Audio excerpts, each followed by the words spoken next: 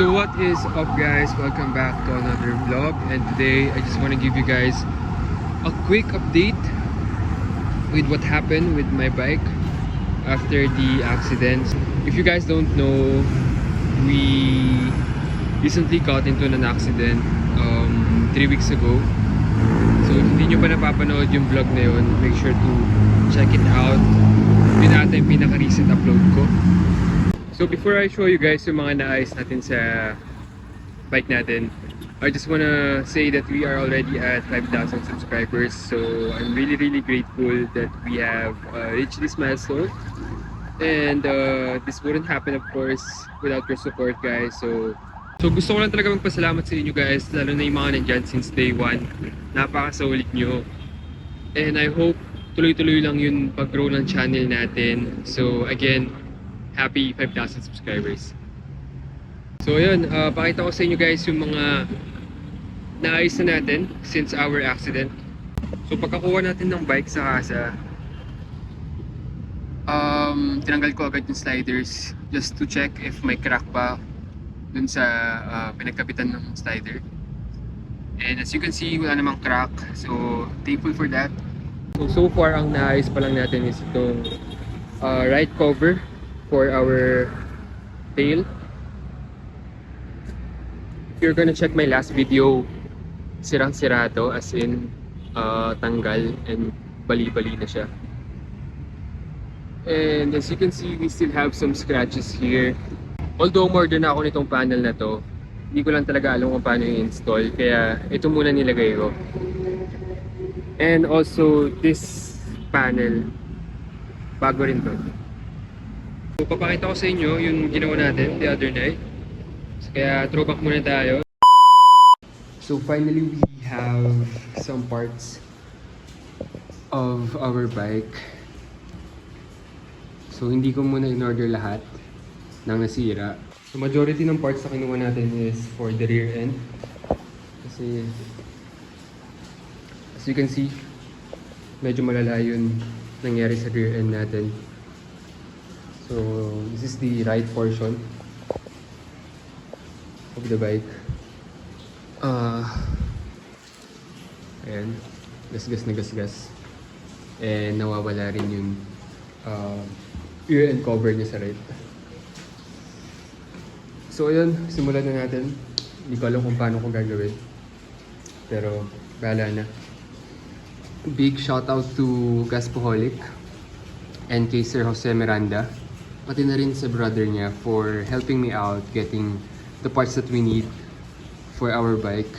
Kasi if iintayin pa natin sa insurance, well, ipapasok naman talaga natin sa insurance.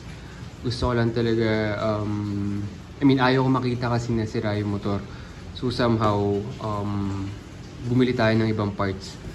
So para hindi siya obvious na sira. Time check, around 4 AM in the morning. And wala talaga akong idea kung paano baklasin to.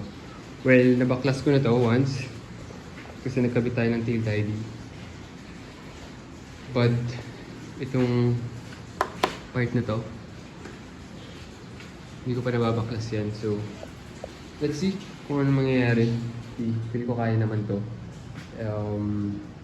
Siguro bigyan ko na kayo ng update or progress update later on.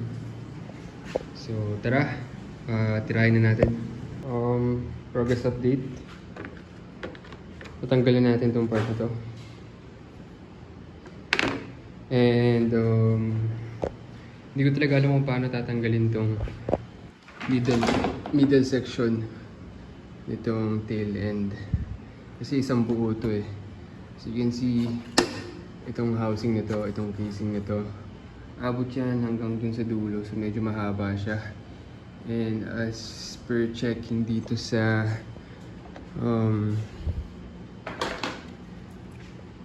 sa loob is madaming naka-attach. So it's really complicated for me kasi hindi naman ako mekaniko. So I guess ang papalitan muna natin is ito. So I'll be removing this and then i-attach ko to dun sa bagong ganito. So ito yung luma. Ito yung nasira natin. As you can see, ito yung damages niya.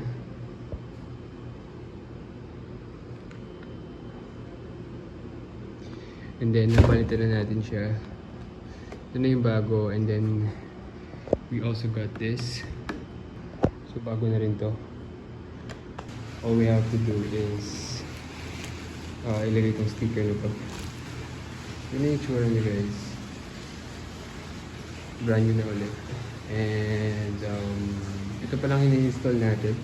And so far, I'm already happy with the progress that we are making. So we are done with the tail end. As you can see, nakabit na natin yung sticker. And ayan. O, diba?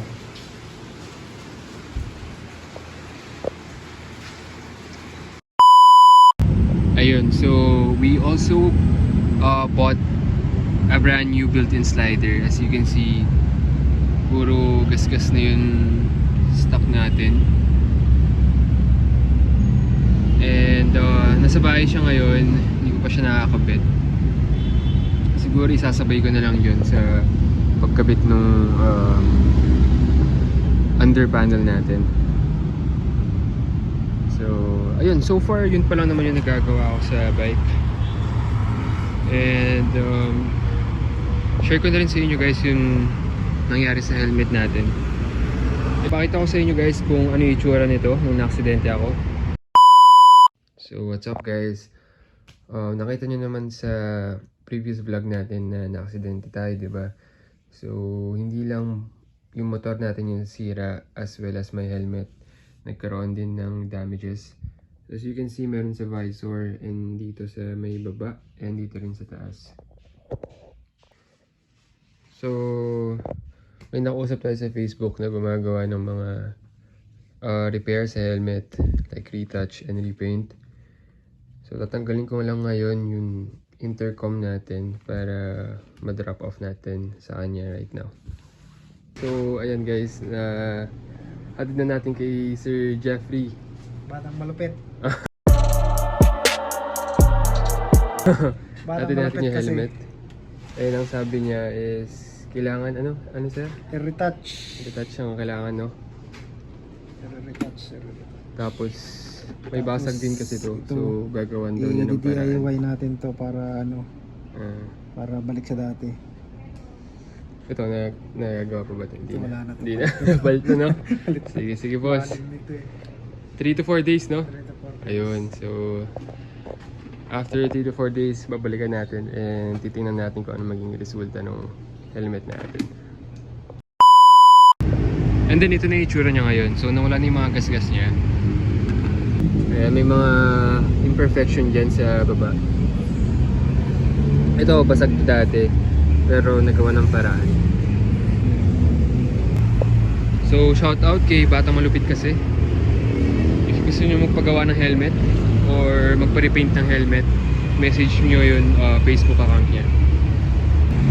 So far, yun pa lang naman yung progress natin sa repair ng mga damages. But you know, step by step lang tayo. Little by little lang. Marami pang sira yung bike. And nakikita nyo naman. Pero yung mga yan, ipapasok ko na yan sa insurance. And sabi sa akin ng kasa, it will take 3 to 4 months before dumating yung mga parts. So hintay-hintay lang tayo. And actually hindi ko pa naasikaso yun sa insurance.